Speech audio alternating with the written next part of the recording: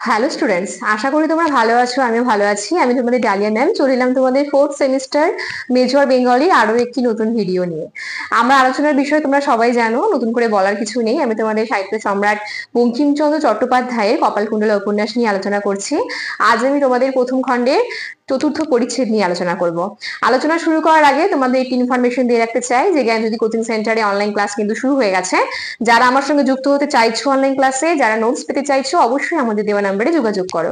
আমাদের যোগাযোগ নাম্বার 6295916282, আর একটি নাম্বার 7076398606।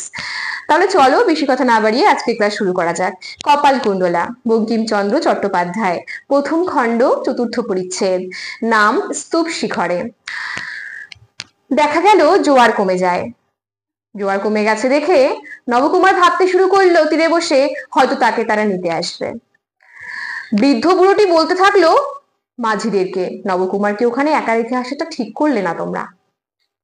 একা রেখে এসে ঠিক করলে না, এটা ঠিক হলো না এই কাজটা। তারপর নৌকা যে কোন দিকে কোথায় যাচ্ছে কিছুই বুঝতে পারলো না মাঝিরা। হঠাৎ করেই তারা তীর দেখতে পেল। আর এইদিকে নবকুমার আশায় বসে আছে যে জোয়ার কমলেই, মানে জোয়ার যেহেতু কমে গেছেও, নিশ্চয়ই নৌকা আসবে আমাকে নিতে। তারা কি কেউ নবকুমারের নিজের ছিল যে নিতে আসবে? তারা তো প্রতিবেশী। নবকুমার আশা ভরসা নিয়ে বসে আছে যে তারা নিশ্চয়ই আসবে, কিন্তু নৌকা আর নবকুমারকে নিতে আসেনি। তারপর নবকুমার সেখান থেকে জঙ্গলের দিকে প্রবেশ করতে লাগলো। সে জানতো যে এই জঙ্গলের কোনো শেষ নেই, অনেক গভীর জঙ্গল। তবুও সে হাঁটতে থাকলো। হাঁটতে হাঁটতে হাঁটতে হঠাৎ করে ঘন জঙ্গলের মধ্যে, সাপকোপের মধ্যে, বাঘের মধ্যে, শিয়ালের মধ্যে খসখস শব্দ পেল। সে ভাবলো যদি এখন বাঘ হয়, আমি কি ক্লান্ত শরীরে বাঘের সঙ্গে লড়াই করতে পারবো? হঠাৎ করেই সামনে পড়ে যায়, পড়ে গিয়ে তার পা কেটে যায়। তারপরেও সে উঠে চলতেই থাকে, চলতেই থাকে।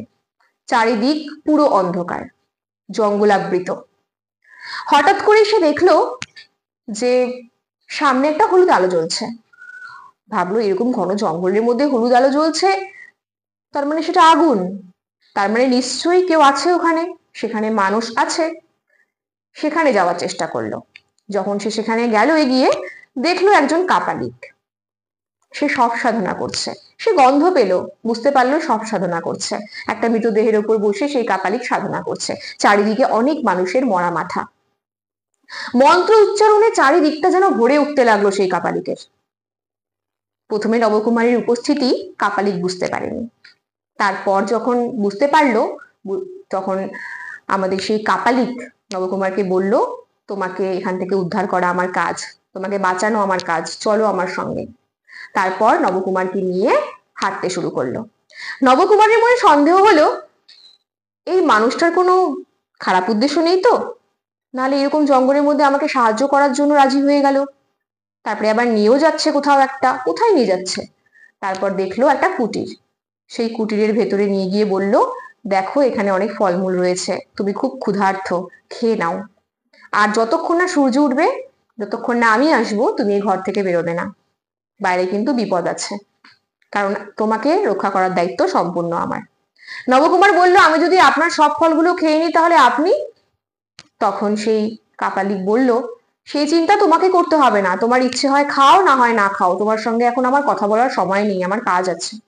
এই বলে সে কিন্তু বলে যে বিশ্রাম নাও। তারপর কাপালিক সেখান থেকে চলে যায়।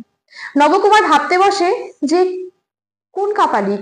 এ কি সত্যি স্বাভাবিক সাধারণ মানুষ, না অন্য কেউ? এই অন্ধকারের মধ্যে একা একা কোথায় চলে গেল? ভাবতে ভাবতে ভাবতে সে ফলগুলো খেলো এবং নিদ্রা গেল। ঘুমের মধ্যেই সে সেই নৌকাটিকে দেখছিল, যে নৌকাটি নাকি তাকে তীরে নিতে এসেছে।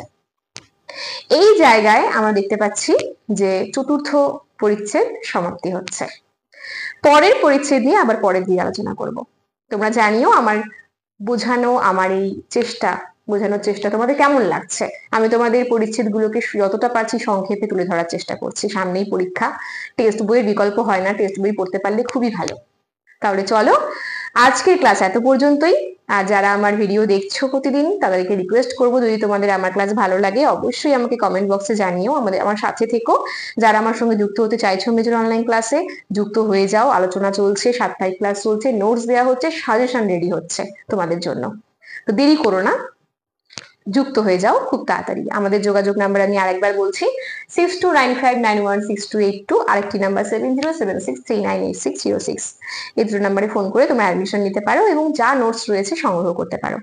তাহলে আজ আমি তোমাদের সামনে আলোচনা করলাম কপালকুণ্ডলা প্রথম খণ্ড চতুর্থ পরিচ্ছেদ। আগের ভিডিও যারা দেখোনি, যারা আগের পরিচ্ছেদগুলো দেখোনি, অবশ্যই দেখো। আর চ্যানেলটা সাবস্ক্রাইব করতে কিন্তু একেবারেই ভুলো না, নোটিফিকেশন অল করে রাখো, সবার প্রথমে তোমাদের কাছে প্রত্যেকটা ক্লাস নোটিফিকেশন পৌঁছে যাবে। তাহলে আজকের ক্লাস এত পর্যন্তই, দেখা হচ্ছে নেক্সট ক্লাসে আরো একটি নতুন ভিডিও নিয়ে। সুস্থ থাকো, ভালো থাকো, আমাদের চ্যানেলকে ভালোবেসে আমাদের সাথে থাকো। ধন্যবাদ।